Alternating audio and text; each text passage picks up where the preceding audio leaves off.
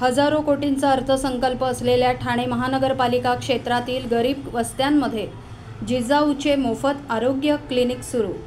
जिजाऊ शैक्षणिक व सामाजिक संस्था महाराष्ट्र राज्य यांच्या वतीने ठाणे शहर विभागात जिजाऊ आरोग्य क्लिनिकचे उद्घाटन अध्यक्ष निलेश सांबरे यांच्या हस्ते करण्यात आले।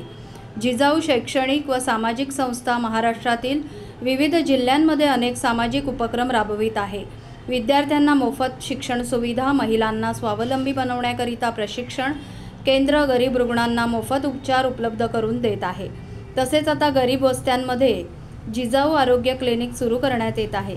यामुळे गोरगरीब वस्तीतील नागरिकांना या आरोग्य क्लिनिकचा फायदा होणार आहे। करोडो रुपयांचे अर्थसंकल्प असलेल्या ठाणे महानगरपालिका क्षेत्रामध्ये अनेक झोपडपट्टी वस्ती आहे। मात्र असे असतानाही या वस्त्यांमध्ये कचऱ्याचे नियोजन नसल्याने घाणीचे साम्राज्य वाढत असून या ठिकाणी मोठ्या प्रमाणात डेंग्यू, मलेरिया सारख्या आजारांना नागरिकांना बळी पडावे लागतात।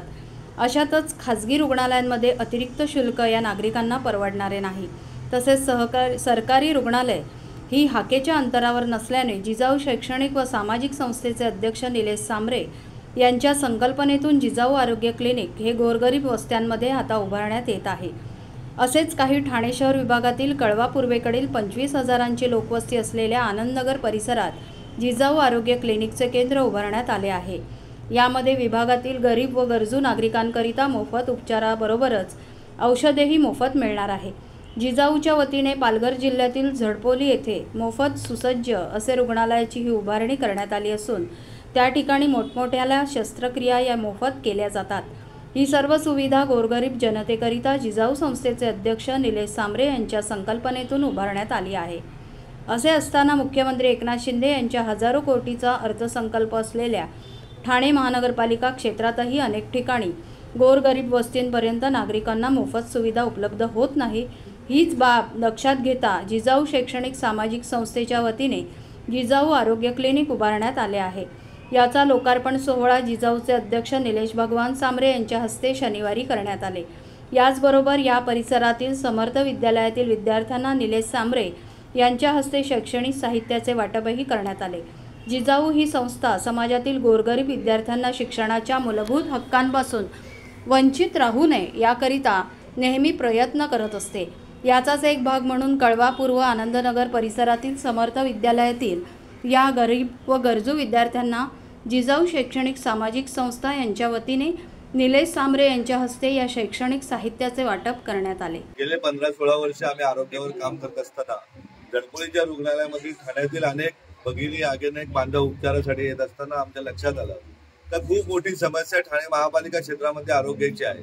पूर्वीच्या काळी असं होतं, आमचं रुग्णालय चालू होण्याच्या आधी एखादा रुग्ण जर अंबाडीला आला तर अंबाडीवरनं भिवंडीला पाठवलं जायचं डिलिव्हरीला, डिलिव्हरीवरनं शिवाजी हॉस्पिटलला पाठवलं जायचे, शिवाजी हॉस्पिटलवरून बाहेरून मुंबईला पाठवलं जायचे।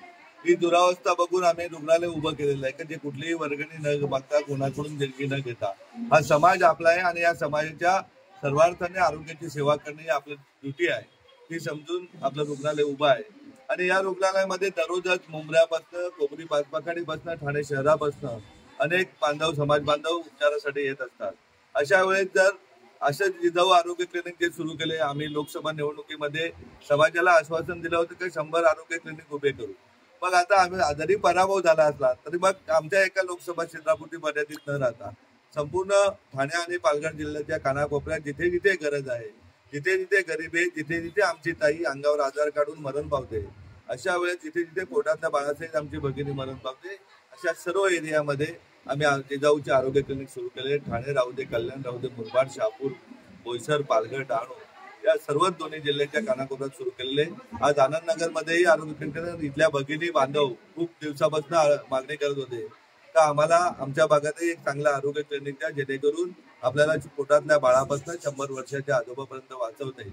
यामध्ये कुठलाही आमचा स्वार्थ नाही। आम्ही काही इथे महानगरपालिकेत निवडणूक लढवण्यासाठी मी इथे उभा राहणार नाही, तर इथे मुंब्रा कळवामध्ये निवडणुकीसाठी विधानसभेला उभा राहणार नाही।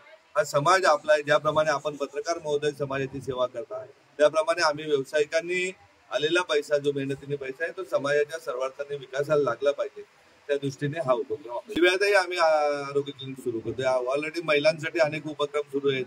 मुंबऱ्यामध्ये फ्री कोचिंग क्लासेस सुरू आहेत। जिथे जिथे आज्ञाने आज आपण 78 वर्षानंतरही बघतो स्वातंत्र्याच्या तर आजही उपचार न घेता हजारो बांधव आपले मरण पावतात. मागच्या वर्षी तुम्ही छत्रपती शिवाजी हॉस्पिटलची सर्वांनी बातम्या छापल्या होत्या. त्याच्या वर्षभर अगोदर आम्ही माननीय मुख्यमंत्री महोदयांना निवेदन दिलं होतं का अशा प्रकारे इथे समस्या आहेत. पण वेळेत प्रशासनाने लक्ष न दिल्यामुळे ते काय मृत्यू होतो तो आपण बघितला आहे. कोविड काळात आपण बघितलं का आपला सर्वांचा जीव जात असताना ठाण्यातले मोठमोठे बिल्डर कल्याण डोंबिवली महापालिकेच्या रुग्णालयामध्ये चादर पाठण्यापासून तर जेवण देण्यापर्यंत करत होते. किंवा अनेक यंत्रणा आपण बघितल्या प्रशासकीय म्हणजे त्यांना आपल्याशी काय देणं घेणं नसतं. त्यांना फक्त पैसा कमावायचा असतो. तुम्ही आम्ही आज आपण आपल्या समाजाची सेवा केली पाहिजे. त्या दृष्टीने नुसता दिवा मुंबरात नाही तर जिथे जिथे गरज आहे तिथे तिथे शिक्षण आणि आरोग्य बाबत आज ठाण्यामध्ये 21 झोपडपट्ट्यांना आपले फ्री कोचिंग क्लासेस सुरू आहेत. आपल्याकडे जवळजवळ 20-22 ठिकाणी आपले महिलांसाठी महिला पायावर उभ्या राहण्यासाठी रोजगार देण्यासाठी उपलब्ध चालू आहेत का, जेणेकरून शिवण क्लासेस, ब्युटी पार्लर क्लासेस, जेवण बनवण्याचे क्लासेस. इतकेच नाही तर आपण राबोडीमध्ये योगा क्लासेस जिथे जिथे भगिनी आमच्या मागतील तिथे तिथे योगा क्लासेसची पण व्यवस्था करण्यात आलेली आहे. ही कुठल्याही स्वार्थाशिवाय करण्यात आलेली. आपण सर्वजण एक कुटुंब आहोत, भारतीय आहोत आणि आपल्या देशाची सेवा करण्यासाठी पहिल्यांदा तुम्ही आम्ही सगळेजण मजबूत झालो पाहिजे. त्या दृष्टीने सेवा सुरू हा 100% मोफत आहे. हीच क्लिनिक आहे. जिजाऊचे सर्वच उपक्रम मोफत आहेत आणि त्यासाठी आपण बघताय का काही ठिकाणी मोफत असतात परंतु ते कुठून आवाच्या सव्वा वर्गणे घेऊन किंवा समाजाचं दुकान मांडून केले जातात. आमच्या आदिवासी एरियामध्ये भागामध्ये अशाच प्रकारचे उपक्रम चालतात. असं न करता तुम्ही आम्ही आपण प्रत्येक जण रक्त लागलं तर एकमेकांचं घेऊ शकतो. आपण जिल्हाधिकाऱ्याला जात विचारतो का, धर्म विचारतो का, की शिक्षकांना विचारतो का.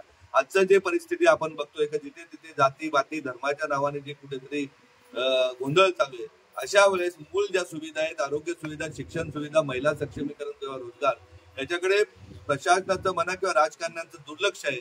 अशा वेळेस तुम्ही आम्ही एकत्र देऊन चांगलं काम करूया. मला तर ठाण्यातील पत्रकार नेहमीच कुटुंबाप्रमाणे आपल्या सोबत असतात. त्यांनाही विनंती आहे का ज्या चांगल्या गोष्टी आहेत त्या चांगल्या गोष्टी समाजासमोर आल्या पाहिजे. असं कुठलं इच्छुक नाही. एवढी मोठी लोकसभा एकट्या सिंगल माणसाने लढवल्यानंतर पाठीमागे खाली कशाला येऊ.